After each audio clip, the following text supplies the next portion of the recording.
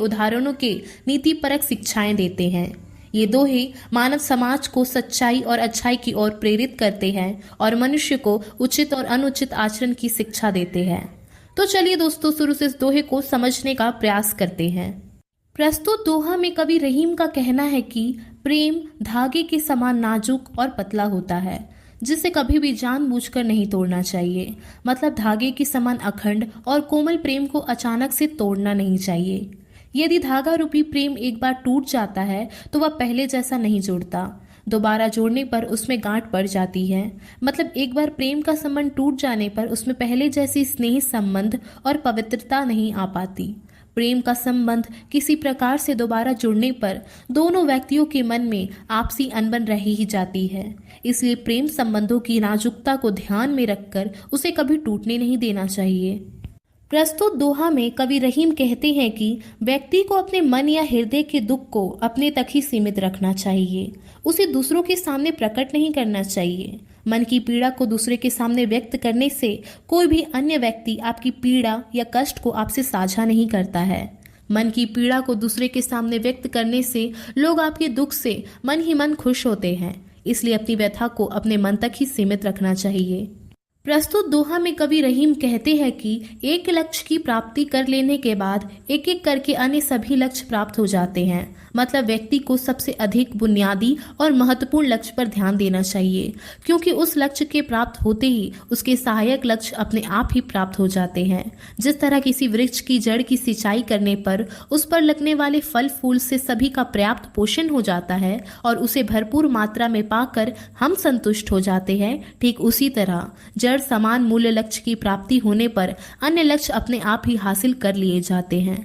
मतलब जो व्यक्ति इस संसार के परमात्मा का ध्यान करता है वह सभी प्रकार के सांसारिक फलों को पाकर संतुष्ट हो जाता है। प्रस्तुत दोहा में कवि रहीम कहते हैं कि चित्रकूट इतना सुंदर और शांति प्रदान करने वाला प्रदेश है कि जिस व्यक्ति पर भी विपत्ति आती है तो वह इसी प्रदेश में शांति पाने के लिए चला जाता है। अयोध्या के राजा श्री राम भी संकट काल में इसी प्रदेश में आए थे। प्रस्तुत दोहा में कवि रहीम का कहना है कि अत्यंत थोड़े से अक्षर वाले दोहे छंद के अंतर्गत बहुत गहरा और चारों ओर फैला हुआ अर्थ छिपा होता है।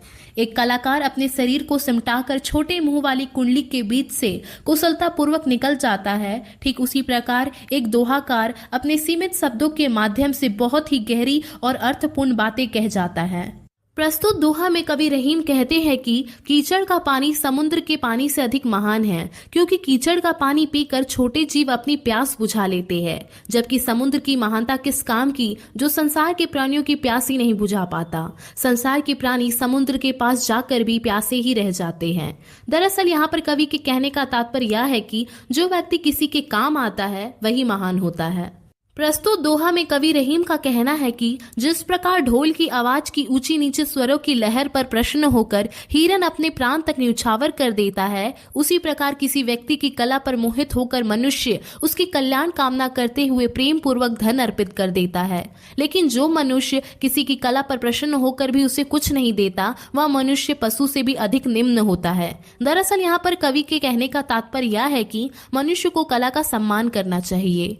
प्रस्तुत दोहा में कवि रहीम अपने इस नीतिपरक दोहे में कहते हैं कि एक बार जो बात बिगड़ जाती है वह लाख कोशिश करने के बाद भी ठीक नहीं हो पाती। जिस तरह एक बार दूध फटने के बाद उसे कितना भी मथा जाए उससे मक्खन नहीं निकल सकता, ठीक उसी प्रकार जब किसी से एक बार संबंध खराब हो जाए तो कितना भी प्रयास क्यों ना किया जाए वह पहले जैसा नहीं हो पाता।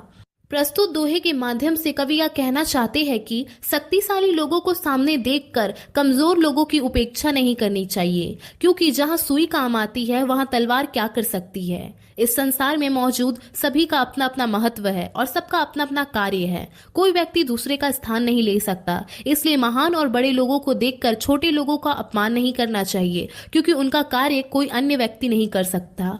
प्रस्तुत दोहा में कवि रहीम कहते हैं कि किसी भी प्रकार की विपत्ति आने पर व्यक्ति की निजी संपत्ति ही काम आती है। जैसे बिना पानी वाले कमल को अनेक कोशिशों के बाद भी सूर्य नहीं बचा सकता।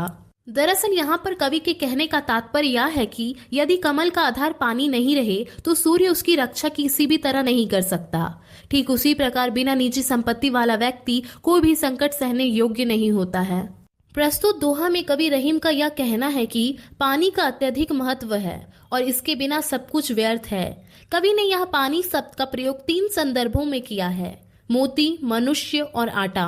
कवि का कहना है कि चमक के बिना मोती व्यर्थ है, सम्मान या इज्जत के बिना मनुष्य व्यर्थ है और बिना पानी के आटा व्यर्थ है। तो दोस्तों, इस वीडियो को लाइक और शेयर करके आप हमारा आत्मविश्वास बढ़ा सकते हैं और हमारे चैनल पर पहली बार आए हैं तो चैनल को सब्सक्राइब जरूर